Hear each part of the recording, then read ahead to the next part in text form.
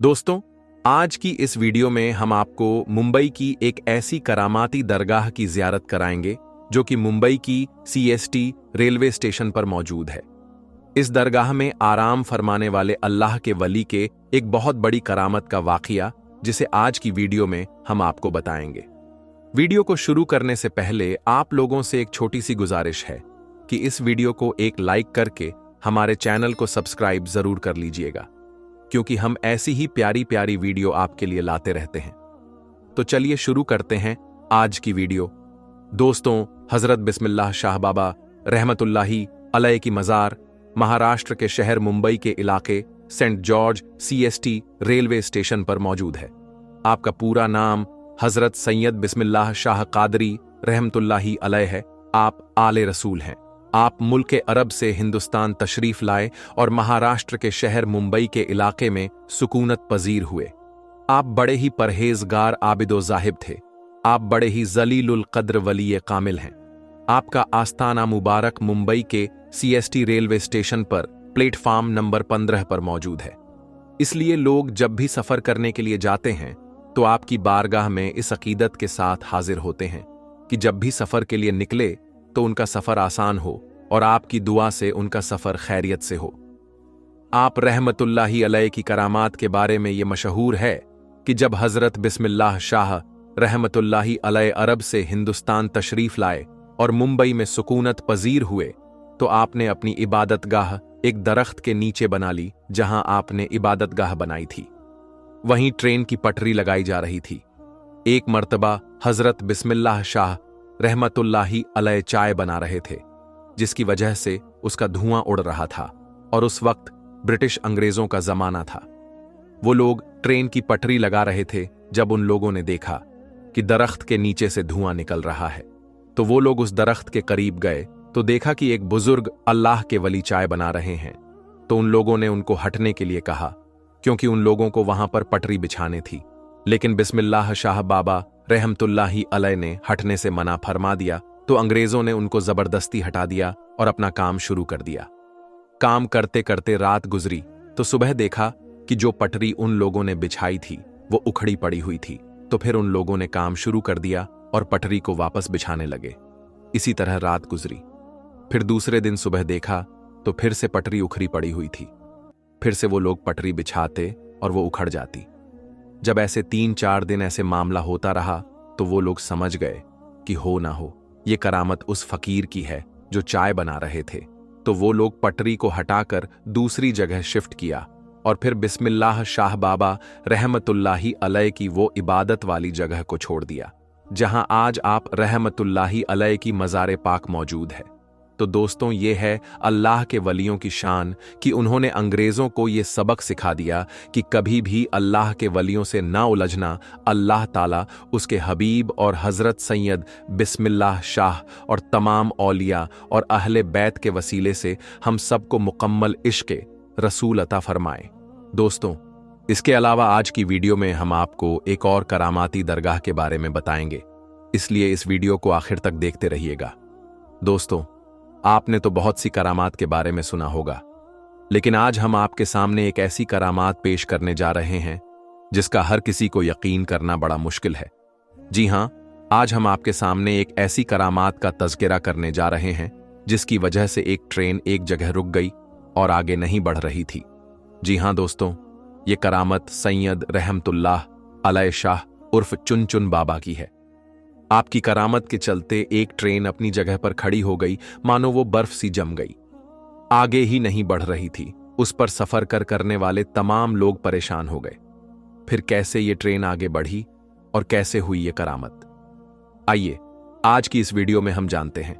दोस्तों, हजरत चुन बाबा रहमतुल्लाही अलैह, आपका नाम हजरत सैयद अली शाह रहमतुल्लाही अलैह है। आपका आस्थानाए मुबारक उज्जैन में है। सैयद रहमतुल्लाही अलैह शाह उर्फ चुन बाबा रहमतुल्लाही अलैह बड़े ही शान और मकाम वाले बुजुर्ग गुजरे हैं। आपसे बेशुमार करामात का जुहूर हुआ, लेकिन एक करामात आपकी ऐसी है जिसे सुनने के बाद आप सभी हैरत में पड़ जाएंगे। एक बार का जिक्र है, हजरत सैयद रहमतुल्लाही अलैह शाह उर्फ चुन बाबा रहमतुल्लाही अलैह ट्रेन में बैठकर उज्जैन से फतेहाबाद जा रहे थे। रास्ते में चिंतामनगढ़ स्टेशन पर टीटी, जिसका नाम बीसी पाठक है, उसने आपसे टिकट मांगा। आपने कहा, ऐ खुदा के बंदे, हम फकीर हैं, टिकट विकट हम नहीं जानते हैं। टीटी बहुत हैरान हुआ, उसे गुस्सा आ गया और कहा, बाबा टिकट तो दिखाना पड़ेगा, वरना ट्रेन से नीचे उतार दिए जाओगे। उसके बाद भी हजरत चुनचुन बाबा ने वही फरमाया, हम फकीर हैं, हमारे पास टिकट विकेट कुछ नहीं है। यह सुनते ही टीटी पाठक को बहुत गुस्सा आया कि उसने उसको जबरन ट्रेन से नीचे उतार दिया और उनको बुरा भला कहने लगा। जब टीटी ने आपके साथ इतना बुरा सुलूक किया तो आपको जलाल आ गया और आप वहां से चुपचाप चले गए। उसके कुछ देर के बाद जब गार्ड ने हरी झंडी दिखाई ट्रेन को चलाने के लिए, तो लोको पायलट ने ट्रेन चलाने के लिए आगे बढ़ाया तो ट्रेन चल ही नहीं रही थी। ट्रेन ने सीटी मारी, आगे नहीं बढ़ रही थी। ड्राइवर और फोरमैन ने पूरे ट्रेन की चेकिंग की कि शायद कोई खराबी आ गई हो, लेकिन ट्रेन में कोई भी खराबी नहीं निकली और ट्रेन आगे भी नहीं बढ़ रही थी। उन्होंने खूब मिन्नत मुशक्कत किया ट्रेन को चलाने के लिए, पर ट्रेन चलने का नाम ही नहीं ले रही थी। अब उन लोगों का दिमाग काम करना बंद कर चुका था। वो परेशान हो गए थे। आखिर ट्रेन को क्या हो गया है? ट्रेन स्टार्ट क्यों नहीं हो रही है? आगे क्यों नहीं बढ़ रही है? वो सब थक हार मान चुके थे। तब उसी ट्रेन में एक बुजुर्ग थे। उन्होंने कहा, जब तक तुम लोग सैयद रहमतुल्लाही अलैह शाह उर्फ चुनचुन बाबा को ट्रेन में सवार नहीं करोगे, तब तक ट्रेन नहीं चल सकती, क्योंकि तुमने उनके साथ बदजुबानी की है, उनकी शान में गुस्ताखी की है, इसलिए तुम्हारी ट्रेन आगे नहीं बढ़ रही है। जैसे ही ये बात लोगों ने सुना तो हैरान हो गए और सारे ट्रेन अधिकारी चुनचुन बाबा के आगे हाथ जोड़कर माफी मांगने लगे और गिड़गिड़ा लगे। हजरत सैयद रहमतुल्लाही अलैह उर्फ चुनचुन बाबा ने कहा, मुझसे टिकट मांगता है, जबकि ट्रेन में मौजूद काफी लोगों के पास टिकट नहीं है, क्योंकि उज्जैन रेलवे खिड़की पर टिकट ही नहीं है। सारे अधिकारी ये सुनकर हैरान हो गए। जब अधिकारियों ने ट्रेन में तलाश किया तो हकीकत में किसी के पास टिकट नहीं निकला और ना ही उज्जैन टिकट घर में कोई टिकट मिला। फतेहाबाद की टिकट गायब थी। अल्लाहू अकबर!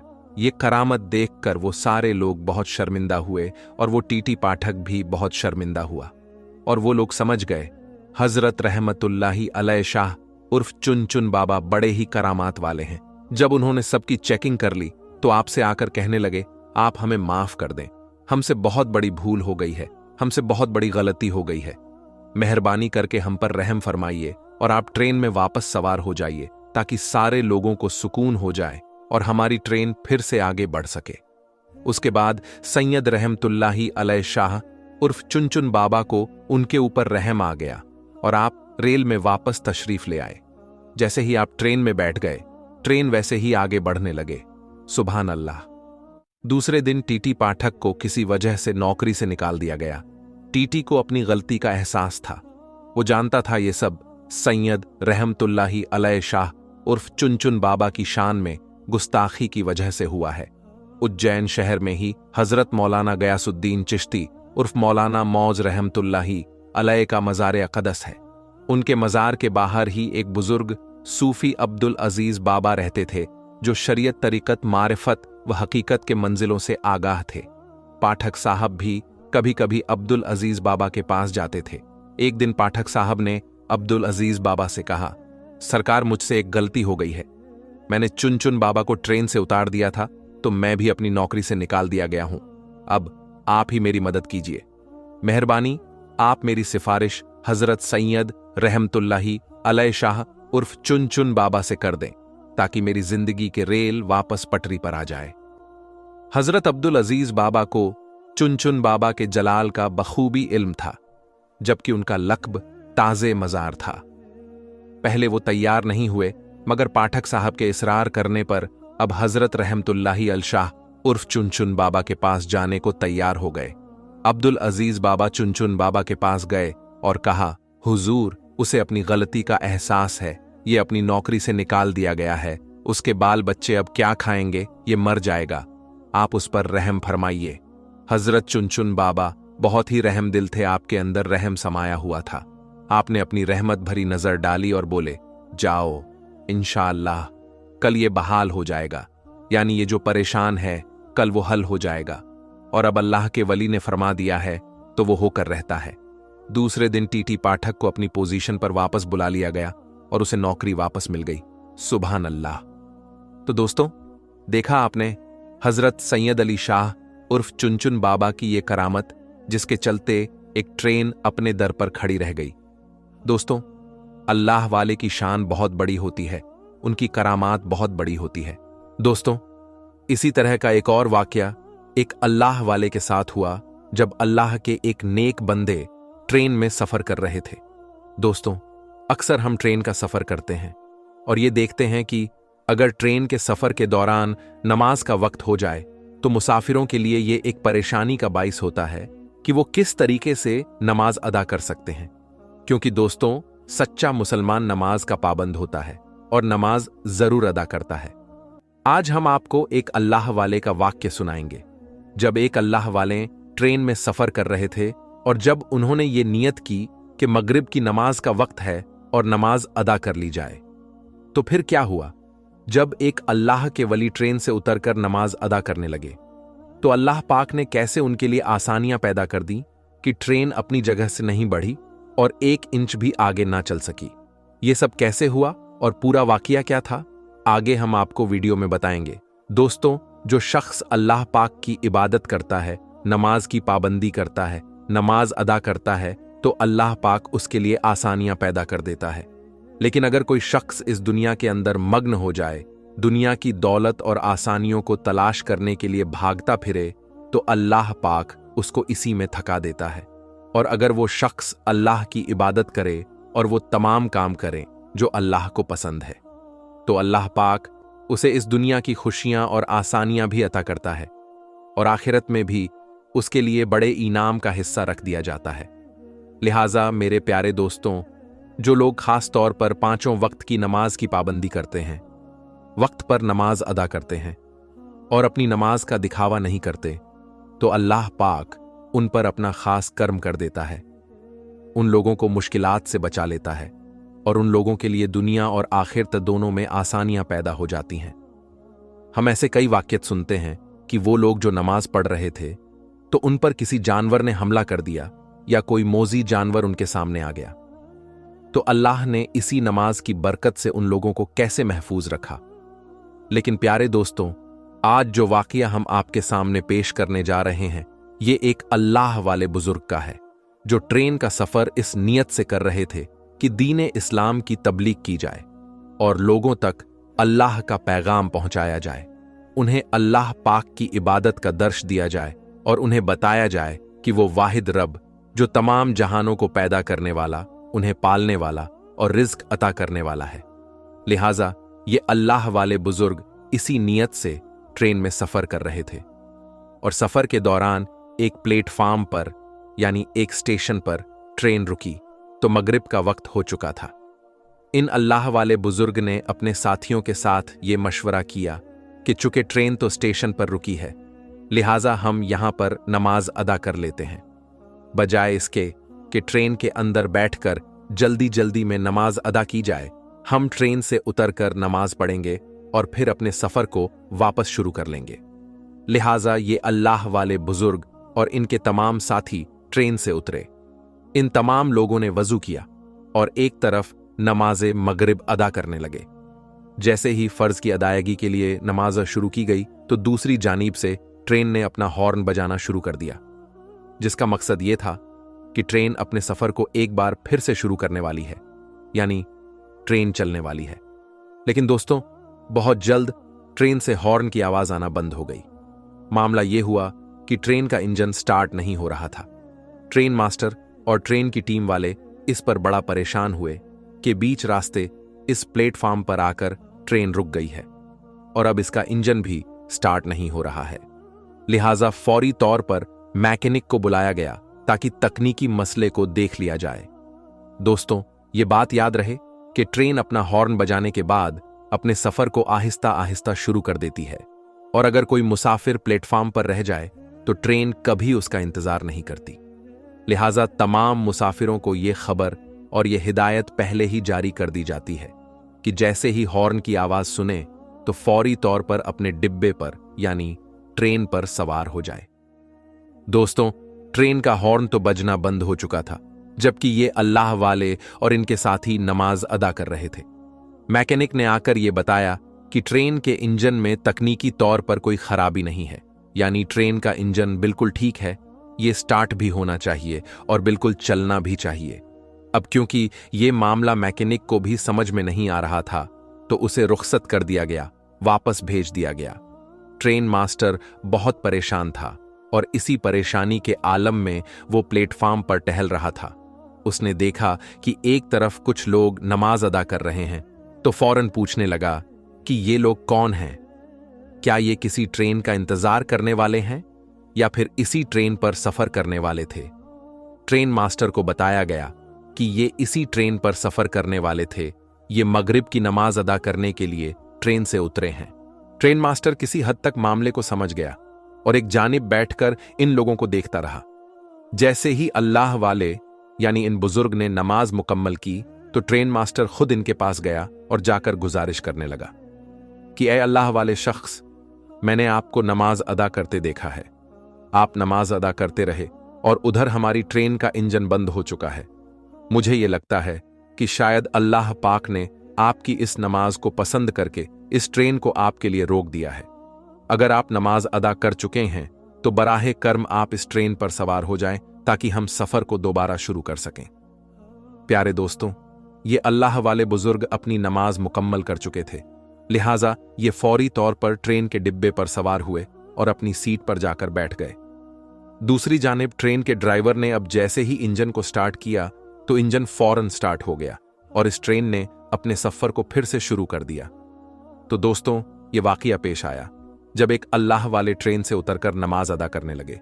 दोस्तों, अब हम आपको बताते हैं कि हजरत अली रजी अल्लाह ताला अन्हो ने फरमाया कि 11 औरतें बेवफा होती हैं। तो वो 11 औरतें कौन कौन सी है, आगे हम आपको इस वीडियो में जरूर बताएंगे। इसलिए जो भी शादीशुदा मुसलमान इस वीडियो को देख रहे हैं और आप मालूम करना चाहते हैं कि जो औरतें बेवफा होती हैं उनके अंदर कौन कौन सी निशानियां होती हैं, तो इस वीडियो को आप आखिर तक जरूर देखिएगा। दोस्तों, हजरत अली ने फरमाया कि बेवफा औरतों की 11 निशानियां होती हैं। नंबर 1, पर्दा न करने वाले औरत। दोस्तों, हजरत अली ने फरमाया कि जो औरत अपने आप को ढककर नहीं रखती, वो इस दुनिया की बेवफा औरतों में से एक औरत है। नंबर 2, शौहर की नाफरमानी करने वाली औरत। दोस्तों, हजरत अली ने फरमाया कि जो औरत अपने शौहर का कहना नहीं मानती, वो इस दुनिया की सबसे बेकार और बेवफा औरतों में से एक है। नंबर 4, बालों को खुला रखने वाली औरत। दोस्तों, जो औरत अपने बालों को खुला छोड़ती है यानी अपने बालों की नुमाइश करती है, वो भी बुरी और बेवफा औरत होती है। नंबर 5, सबसे ज्यादा अक्लमंद समझने वाली औरत। दोस्तों, हजरत अली ने फरमाया कि ऐसी औरत जो अपने खानदान में अपने आप को सबसे अफजल समझती है, वो औरत भी बेकार और बेवफा होती है। नंबर 6, ज्यादा बोलने वाली औरत। दोस्तों, हजरत अली ने फरमाया कि ऐसी औरत जो दूसरों को बोलने का मौका नहीं देती, ऐसी औरत भी बुरी औरत होती है। नंबर 7, ज्यादा सोने वाली औरत। हजरत अली ने फरमाया कि ऐसी औरत भी बेकार औरत होती है जो सोने की ज्यादा फिक्र करती है, यानी जिसको नींद बहुत ज्यादा पसंद हो। नंबर 8, चीख चीख कर बोलने वाली औरत। हजरत अली ने फरमाया कि जो औरत जोर जोर से बात करती है, वो औरत भी बेवफा होती है। नंबर 9, बारीक लिबास पहनने वाली औरत। दोस्तों, हजरत अली ने फरमाया कि जो औरत बारीक यानी दिखावे वाले कपड़े पहनती हैं, वो औरत भी बेकार और बेवफा औरत होती है। नंबर 10, पीठ पीछे बुराई करने वाली औरत। दोस्तों, हजरत अली ने फरमाया कि ऐसी औरत भी बेकार और बेवफा होती है जो लोगों के पीठ पीछे अपने खानदान की बुराई करती है। नंबर 11, ज्यादा घूमने फिरने वाली औरत। दोस्तों, हजरत अली ने फरमाया कि जो औरत फिजूल घूमना फिरना ज्यादा पसंद करती है, यानी बाजार के चक्कर लगाने की शौकीन होती है, तो वो औरत भी बेकार और बेवफा होती है। दोस्तों, आज की इस वीडियो में बस इतना ही। हम मिलेंगे आपको अगली वीडियो में, तब तक के लिए अल्लाह हाफिज।